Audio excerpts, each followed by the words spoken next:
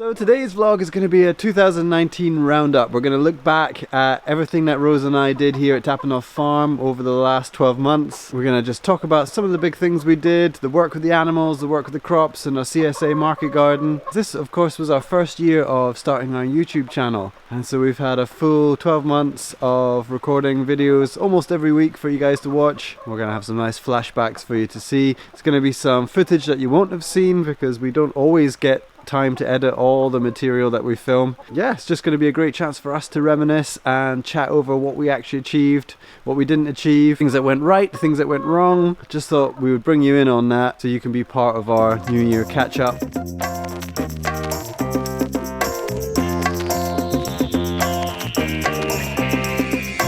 of the morning to you folks. Good morning folks. Morning. How you doing folks? Good morning folks. How you doing folks? Good morning folks. Good morning folks. Alright folks. I'm shouting. Morning folks. Alright folks. Morning folks. Morning folks. Alright folks. Hey folks. Hi. Morning folks. How you doing folks? How you doing folks? Good morning folks. How you doing folks? Morning, morning, morning, morning, morning folks. Folks. Morning.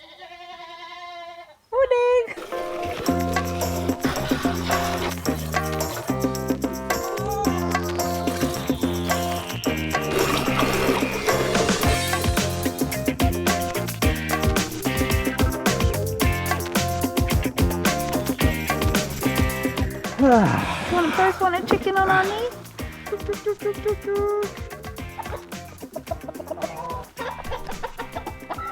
Yay. This is Christmas dinner. I'm gonna peck my face. Oh, fine. Oh, right. Never work with animals. Okay folks, so here we are in the polytunnel and Rosa and I have decided to do this kind of 2019 roundup vlog. A review. So year in review, 2019 in review, that's what this is. Yeah. So what mistakes we've made, what achievements, new animals, new life on the farm. I mean, there's really just the good and the bad. And the ugly. Well, how did the year start? Happy New Year folks. The year started with YouTube. Yeah, actually. Yeah, it began in the chicken run over there. Yeah, making our first ever YouTube vlog because this has been our first year of creating content for YouTube, doing our farm vlogs. So we've made 41, 42 plus you've made other videos vlogs. as Yeah, well. 42 dedicated farm Yeah. vlogs, plus about 3 or 4 different non-farm vlogs. There was one about our cold room and our road trip to Aviemore, so we didn't class those as actual farm vlogs, but about 42 actual fly on the wall style kind of, you know, we're not doing, you know, what are we doing? we're not doing like how-to videos, we're doing how we do. How we do. How we us, like to say that. how we do. Yeah. Then we can never be wrong. Yeah, and with that has come James learning to farm and film at the same time, which is a skill. Am I in shot? Definitely. I'm not good at it. In fact, I always just start a job before he's ready to film, which is...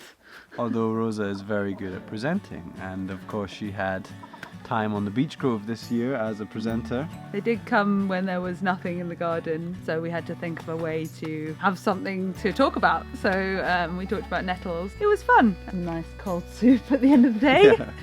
That soup took a long time to make and a long time to film. It did, yeah. But it got done. But it's all part of the filming thing, isn't it? It's all part of the process, and we've learnt that, and Yeah. we've walked around everywhere for the last 12 months with a camera pretty much. Yeah. Although, as I said in the intro, there's going to be some footage on this montage that you won't have seen because we don't always manage to edit and get every little last clip of film into a weekly vlog, so sometimes we have to leave some things out of the vlogs. Bloopers? Do we have bloopers? I don't know if we're going to get a blooper reel. Are we that cheesy that we do a blooper reel? Maybe one day, maybe not now. One of our first things we were talking about was the Silvopasture. Yeah. We were planning that, talking about the idea, and then one of the first few vlogs were really planning that, pacing it out in the West Fields. Seeing where the trees were going to go, talking about which variety of trees. Yeah, exactly. It wasn't just the Silvopasture rose, forest garden tree rose, alder coppice, and then 2 Silvopasture systems, one that we mainly use, which is in the Westfield, and a much smaller scale one, which is above the market garden. Goat wood was a big, you know, that Was took that? up a couple of logs. Shoot, was that? Shoot. You pollarded and cut down some trees to create the rows in goat wood. A new area for the goats to graze, but also to create tree hay and potential tree forage for the goats. Yeah. And now that's a system that's maturing. We're not matured, but maturing. It was beautiful. And then thinking of hedges, we also did our first dead hedges at the very start of the year as well. We haven't got any footage of that. So. Tumbleweed. Okay, so yeah, we took the goats to the North Field for the first time. Did we? Yeah. Yeah, Ah, okay, yeah. that was yeah. this spring. Yeah, goat paradise for them with the raspberries and grasses and pine trees for them Yeah. to nibble on. And we've done a lot of beer goat walks or goat beer walks in the evening. Started basically walking the goats around the farm more, because before we just didn't do that, walk them to a cell if they were grazing there, but we really started going on kind of, well, herding them around. We really enjoyed that. It's a really kind of nice way to walk around the farm and look at it through a goat's eyes as well, and a goat's mouth. Gives you a good chance to observe what's going on, and it's a nice way to finish a day if we've been working in the market garden, and it's usually corresponds with the time that we need to either bring the goats in or give them a bit of exercise. So we take a few beers and we go and sit with the goats and have a sunny beer with a nice view of the surrounding area. And what about the weather? We've had some crazy weather this year. Yeah, we had a really hot spell first of all, And then we had a really wet spell. and then it was just generally really cold. Yeah. Like summer didn't really arrive much. It was a testing year for us as market gardeners and veg growers, especially in this part of Scotland at the elevation we're at. It's a testing site anyway, but to have quite a bad, cold, slow season. We had a few more pest outbreaks that we didn't really want to have. We had a bit of a perfect storm situation with our market garden and the weather. We decided to try and start even earlier than we ever had, which meant that we changed up our kind of planting plan, because we tried to grow some early crops in the polytunnel. We also tried some new varieties of crops. Blauwschokker. The Blauwschokker. Oh, God. You're enjoying picking the peas. Standing in the rain picking purple peas. Yeah. Didn't want to be doing anything else. And some of the early varieties that we were trying to do in the polytunnel, because of the bad weather, were too late coming out, and then the ones that were meant to go in were too late going in, so then they were affected. And then with the weather changing so much, it wasn't just cold, it would get randomly hot sometimes. So things bolted. So in a way, it was just this, it was chaotic. It was like lots of things were going wrong. We got quite negative actually. And I think it was quite tough to just keep going. But actually it was fine. It was fine. Yeah, it's a lesson for us, I think. We had snow, we had rain, but then we also had some amazing sunny times too. Yeah. Time where we could swim in the pond. Yeah. You decided that you'd try to start having daily swims. Yeah. That was fun, yeah. I think I started that a bit too late in the summer actually. I started end of August, and now I know how enjoyable it was, and it did get quite cold quite soon after that. But I mean, that's the nice part of it. But I think next year I want to start as early as possible. Hat off to you, I wouldn't have done that. I went and watched, which was quite nice. Nice way for me to start the day. And then, so other things that we did because of the sunshine, we made a first decent hay crop this year. Due to all the rain and bad weather that we had this year, we cut that hay quite late, and it was great actually. We happened to fall on the perfect weather. We had about 3 or 4 consecutive days of absolutely dry weather, high temperatures. My sister was staying with us at the time, so we had extra help, which was fantastic for actually cutting the grass and raking it and drying it and piling it up and hauling it down to storage. So yeah, we had our volunteers at the time, and we had a really lovely evening at the end of a haymaking day of swimming in the pond. That was so nice. Having a beer again up overlooking the viewpoint that we have. Always a beer at the end of everything. So haymaking and just some really nice days in the sun working. It's always beautiful to be working with the sun on your back, especially in Scotland. Well, talking about haymaking, we baled it, didn't we? Yeah. We made our miniature hay bales. It was so much more successful than I thought. You wouldn't think it would look so much like a bale, but it was perfect. Yeah, and it was they're great. eating it. They love it more than any other hay we've tried them on. So this was because we found some plans online, but we were also inspired by some friends and neighbours of ours who were making hay bales from a wheelie bin. So using a black plastic regular wheelie bin, as we call them here in the UK. So I think 240 litre capacity bin on wheels. My mum came up with quite an ingenious way of making them with, she watched all the YouTube videos. Yeah, she for did her us. research Yeah. and came out with a plan and So sorted it out. she managed a system with some baling twine, and we just basically had to stuff the hay into the wheelie bin. Yeah, so we made these great little hay bales, which of course we can pick up and move around ourselves. And it was quite labour intensive, but actually one of our weekly volunteers, Mark, ended up helping make a whole bunch for us. He did, yeah. So the goats are slowly chewing their way through those. Yeah, star! So what else did we get up to then, Rosa? We got geese. We've got some geese. 7 geese from our friends, Kelly and her family. They're great. They're really lovely geese.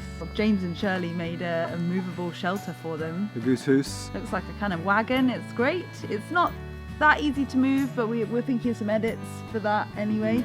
But we've been able to rotate them after the goats, which is great because they really eat what the goats don't eat. So they're great to bring in afterwards. And we're hoping to add the hens into that rotation next year, which is also quite exciting. Because this year Yeah. we built the chickshaw. So hopefully we're going to be able to move the hens around the grazing systems with the goats and the geese using a chickshaw, and that was something that we did this year. Well, we didn't do it didn't because do we it. had a fantastic volunteer, Mark, who lives nearby, who came over a few days, and he made this wonderful chickshaw for us, which is in here behind us in the polytunnel.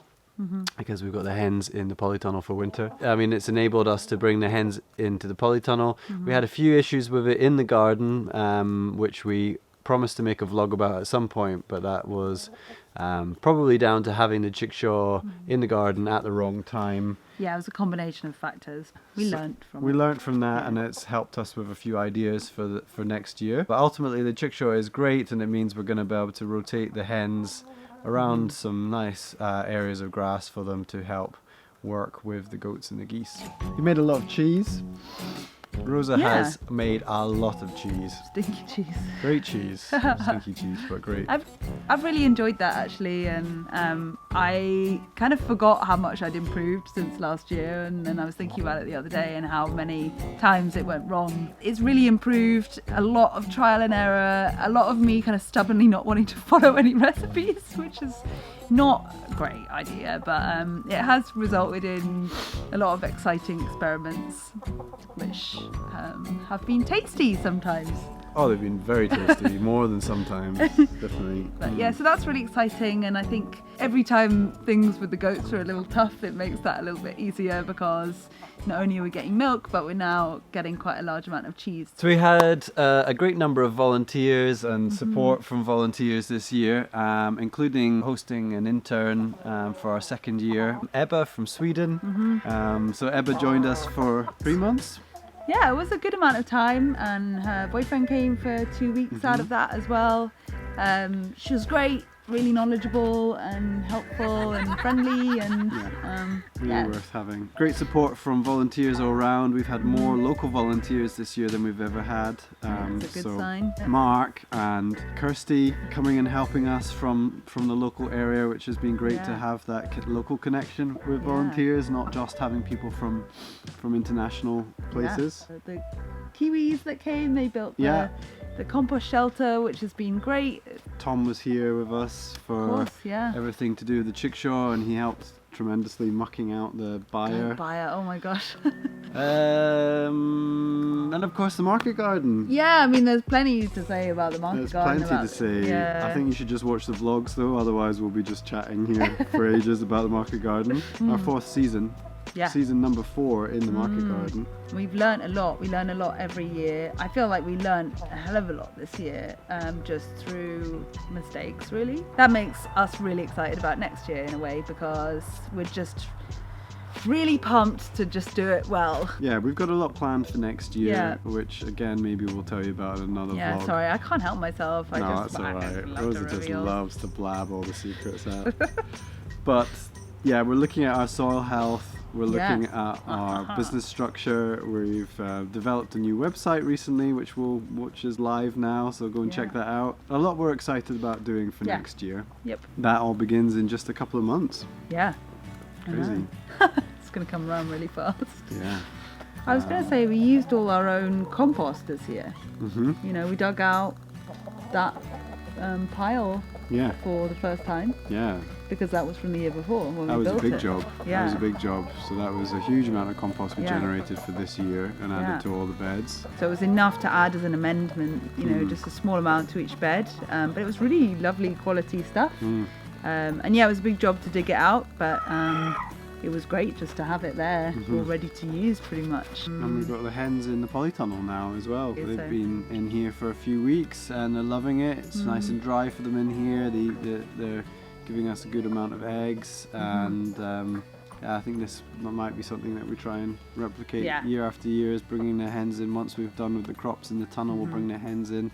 We're bringing in plenty of wood chip and organic matter as a kind of bedding for them in here, but ultimately they're going to be adding their fertility to the beds.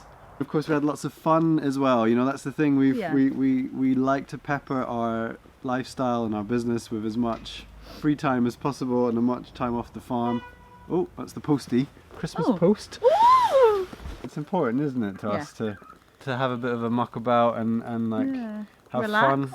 You know, we live and we work from the farm here. The market garden is our only form of income. We don't have any off-site income, so this place really is our whole world. Yeah, I know. And so it's important to make light.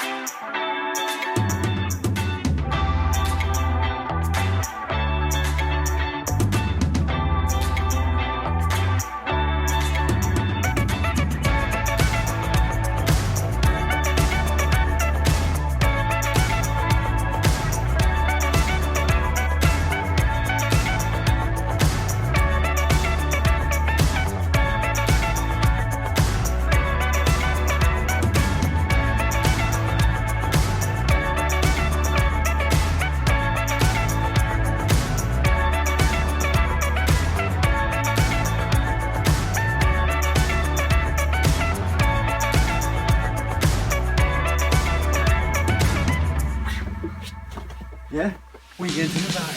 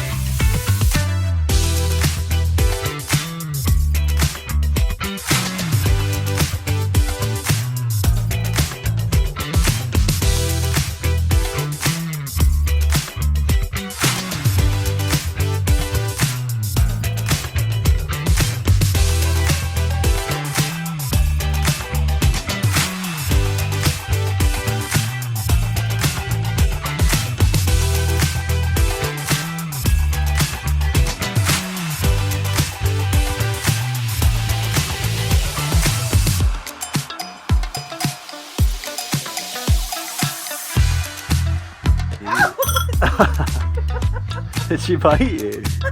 She nibbled your nose. She loved it. Oh, pee. If my nose bleeding wasn't real, I was like, ah.